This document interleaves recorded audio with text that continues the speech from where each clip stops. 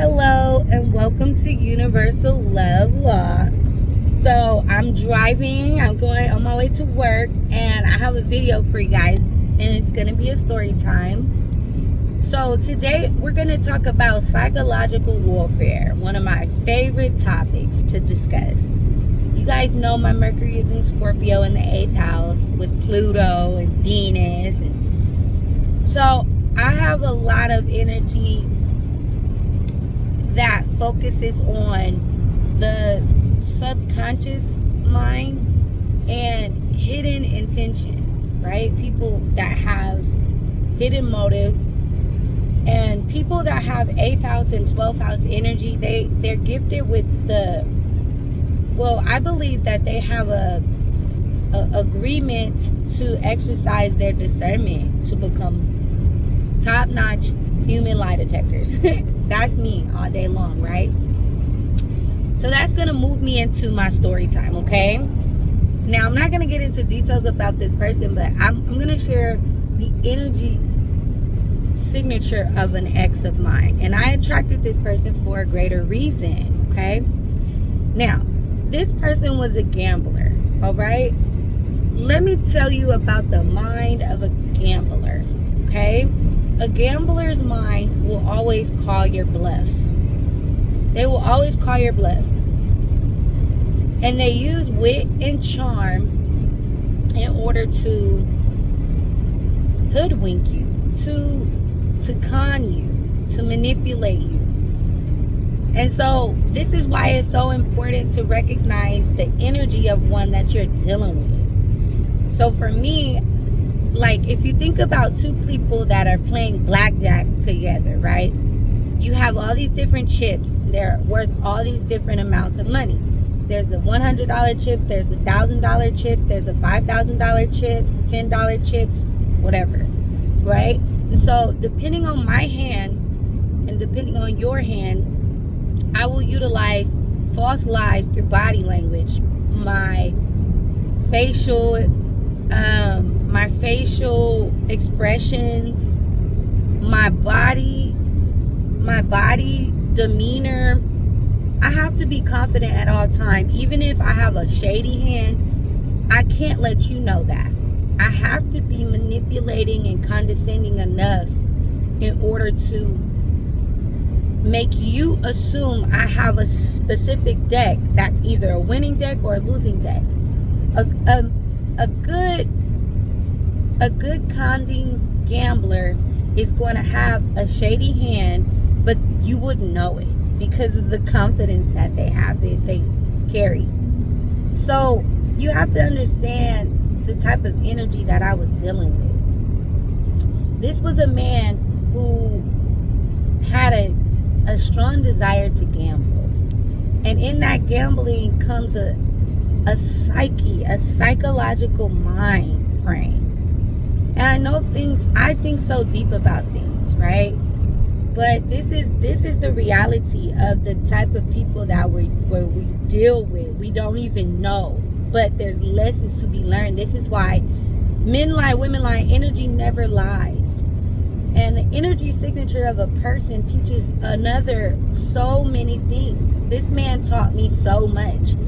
I don't believe, there's an old saying, it says, believe half of what you see and none of what you hear. And that's because the lies can be told to you. Lies are told to you even just through expression. You have to remember, just to put words, just to communicate words is a half truth, because words will never be able to really capture the ideas in which you're trying to portray. This is very metaphysical, what I'm saying, right? And the things that you see, the gestures and the acts and things like that you see from people, they could be very condescending. Like, one of the questions that I learned, that I seen on a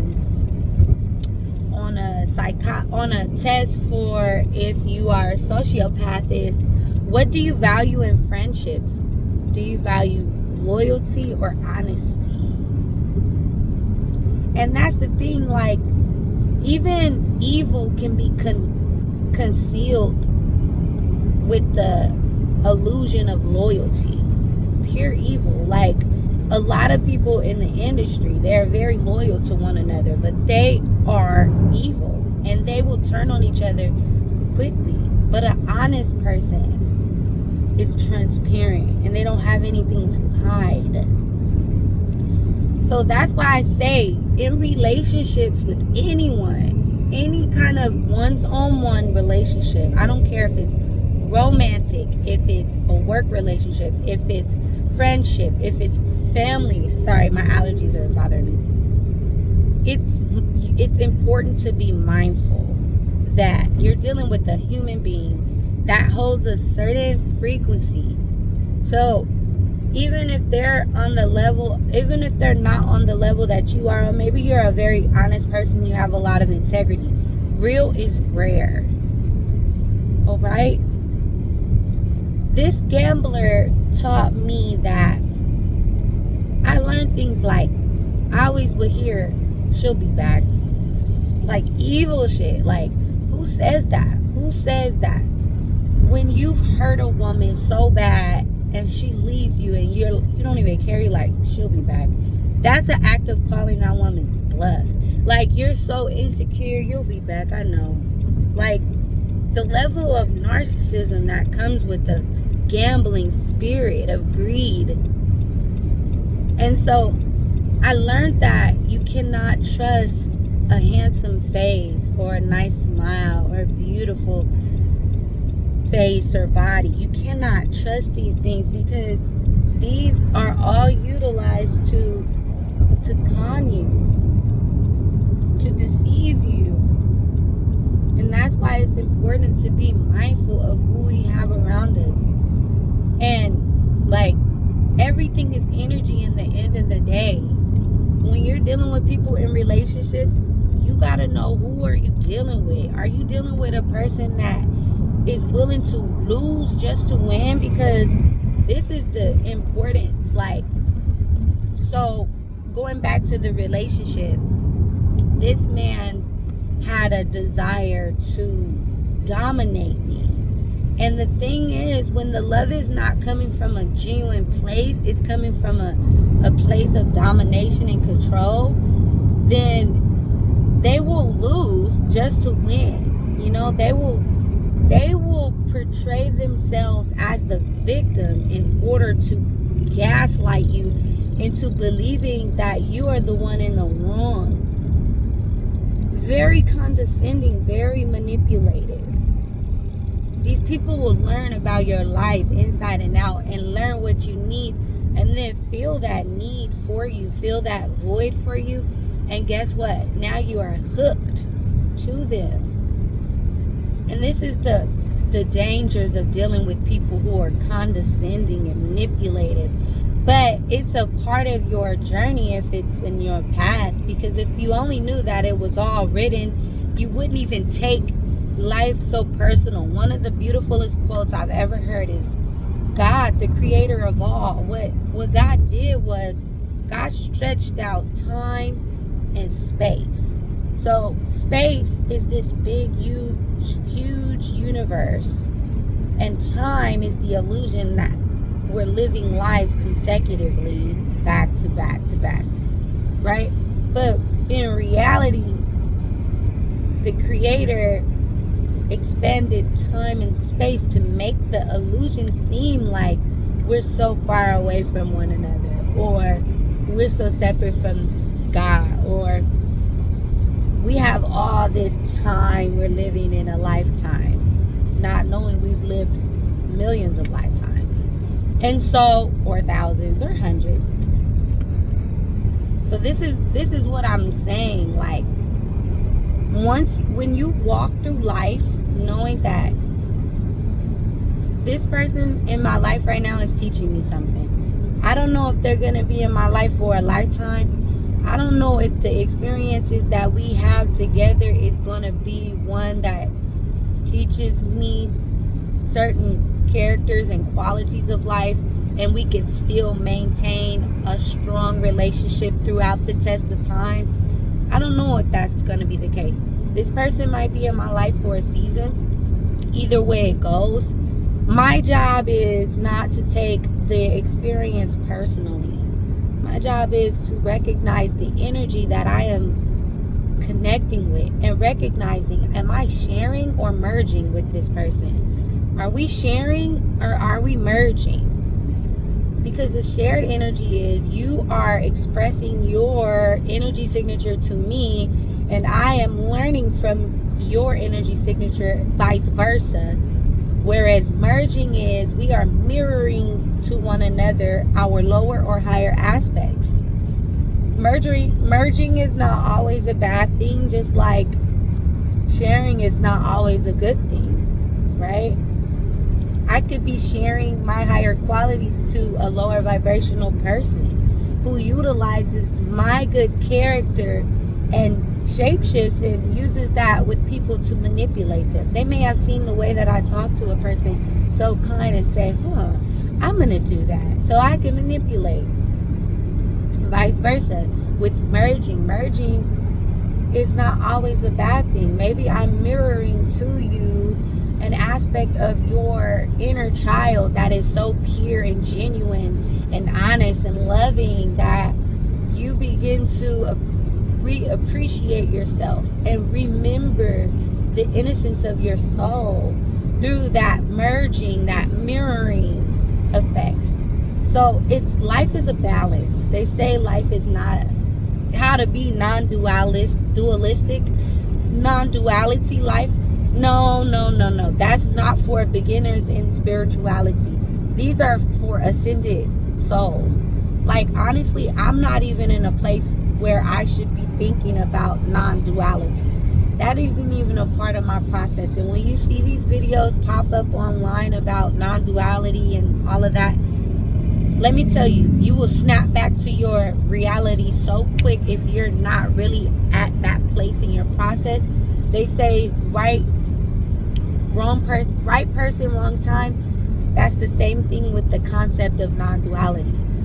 Right concept, wrong time, but it's not the wrong time. It's just a part of, it's like a little remembrance. Like, okay, eventually you're going to have to learn about non-duality. So I'm going to show it to you now, right? Your higher self agreed to bring the information to you now. But see, this is where spiritualists go wrong. When they begin to practice different ideologies, right? Applying this knowledge into their daily routine and trying to merge with it, if they're not there in their process. You know how much experience a soul has to ascend and transform through in order to have the enlightenment to understand what life non-dualistic is? Like, come on now, you have to go through the fire to be cleansed. Like, people don't understand. And this is the problem that I have with the love and light community. Everybody wants to fast forward their spiritual evolution, and you don't understand that this is why people get snapped right back into like trauma and bad relationships, and they're like, how am I here when I'm spiritual? And because it's so much you need to learn still. There's so much you need to learn. And the way we learn is through the relationships that we share. The quality of your life is a reflection of the relationships that you have. Okay? But yeah, so I say all that to say that it's important to just be mindful of the souls that we're connecting with. Because some people will call your bluff. They don't believe you have They believe they have you where they want you. And they breadcrumb you or they gaslight you to try to keep you in a belief that they want you to believe. But the moment you break free from their belief, see, I'll give an example, okay? And this video might be long, but hopefully it's helpful to someone. Let's say I'm so in love with Jeffrey. And I have an uncle named Jeffrey, so I don't think let me change that. I'm going to say Henry. Okay? So, I'm in love with Henry, right? And Henry knows that I'm in love with him, right? But Henry doesn't have that strong love for me. It's not that it can't grow. It can grow if I learn how to have boundaries with Henry and how to appreciate myself. That will teach Henry to respect me. But let's say that I am very insecure, I have abandonment issues, and Henry senses that. He knows it subconsciously. And even though he's met Maria, and Maria he treated like royalty because she knew her worth. She didn't really like Henry, but he treated Maria like royalty. But I was nicer to Henry, I was kinder to Henry, I was sweeter to Henry, but he didn't treat me the way he treated Maria. Maria was rude to him, took advantage of him, used him. But Maria did not value Henry. So Henry knows that I'm insecure and knows that I will do anything to keep our relationship, right? He doesn't even know this calculated, but he senses it. So he treats me accordingly. In Henry's mind, he's coming from a manipulative place, whether he is consciously aware of it or not. And there's karma for that, right? This is the energy you're putting out in the universe. You know that this person is giving their all and you're giving your bare minimum, right? So Henry tests me all the time by putting demands on me in order to meet his needs. But sometimes I can deliver, sometimes I can meet his needs, and sometimes I just can't. Maybe I'm tired, maybe I don't have the resources. And so now I'm stressing out, and I'm getting to the point where I'm questioning the relationship. All this time that I've invested in Henry, and he never sees me for me. And Henry knows that I'm getting tired and fed up. Guess what Henry's gonna do? Henry's gonna call my bluff. Because he's so grand and adios, and he never seen me. He never seen me the way he saw Maria. He never loved me the way he loved Maria. But he senses that I am getting tired and fed up. So his vibration begins to lower, and he feels panic, and he doesn't understand why, because I'm pulling away. I'm genuinely pulling away energetically. He's never seen me like this, but he notices a change in me. I'm not picking up his phone calls often. I'm not giving into his demand. If he asks me for something, I say no. I don't explain myself, right? Now Henry is being faced with the same energy that he had put me in for years. And he's calling my bluff like a gambler. He's like, it's no way she'll leave. It's no way. And this is the thing. He was willing to lose the whole relationship just to win me. He was willing to lose over and over and over again. Just to win me. Just to have bondage and control over me. But the moment that I learned my worth, the moment that I got sick and tired of being sick and tired, and I pulled my energy back, now Henry is losing his mind. Is that love now that Henry's popping up at my house at all times of the night? Is that love that Henry's starting to call me and wanting to take me out? Right? Is that love?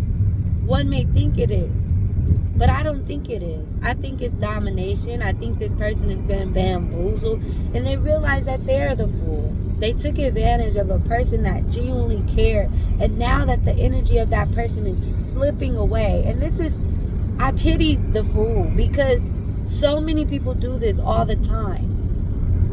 You know, this man had a gambling spirit, this man that I knew, and he would call my bluff because he just knew that I loved him so much. And love does conquer all. And the beautiful thing about it is you could love someone and let them go, because real love is caring about a person whether you're with them or not, right? So it's important to be mindful of the inner. If a person in your world or in your space is dealing with you in a way that doesn't make you feel seen, heard, valued, appreciated, and if it's unequally yoked, then it's a lesson.